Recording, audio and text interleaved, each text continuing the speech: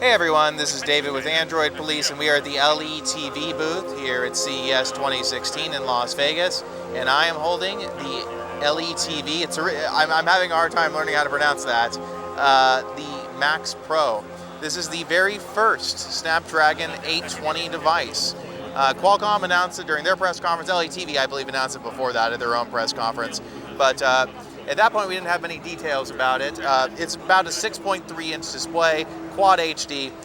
It's an LCD. You can tell by the way the panel, the color loss at certain angles. It, like I said, has that Snapdragon 820 processor. It's a quad-core with Qualcomm's new Cryo cores in there. It seems very fast, although there's only a limited number of things we can really do in this demo environment. We can't run any benchmarks or anything like that.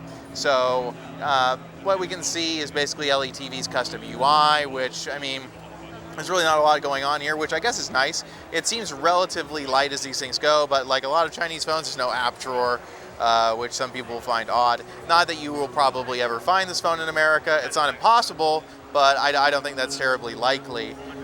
It has, as far as technologies go, you've got Qualcomm's ultrasonic Sense ID fingerprint sensing technology back here. So the idea with Sense ID, or excuse, I think it's called Sense ID, is that your finger could be wet, it could be oily, whatever, but because it uses ultrasonics to detect the ridges of your fingerprints, it can cut through that and find your fingerprint ridges much more easily than maybe a traditional sensor can in those adverse conditions. It's not set up right now, but I can feel it vibrating when I put my finger on it. Other features, you know, the Qualcomm Snapdragon 820 does allow for WiGig support, also known as Wi-Fi AD, which this phone does have.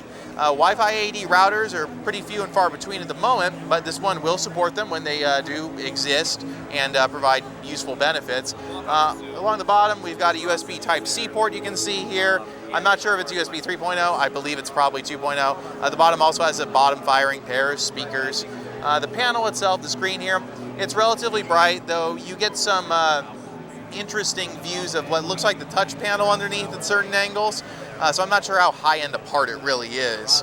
The phone itself has this interesting thing going on with the glass on the front. LETV was telling us there's no edges or rubbering or gaskets along the edge of the display glass. It's just a flat piece of glass from edge to edge. I don't know what that means for its survivability in drops, but it does make it look pretty cool. It feels very nice too. It's very smooth in your hands along the edges. You don't even notice they're there, really, which is nice. We don't really know too much else about the phone at this point, to be honest. It is the first Snapdragon 820 device. Whether it'll be the first to go on sale, we don't know at this point, because LETV isn't talking release date at this time. They aren't talking pricing. And like I said, the likelihood you'll see this phone outside China in any official capacity seems pretty low. So we thought we'd just give you a brief look at the LETV Max Pro here at CES. Thanks for watching.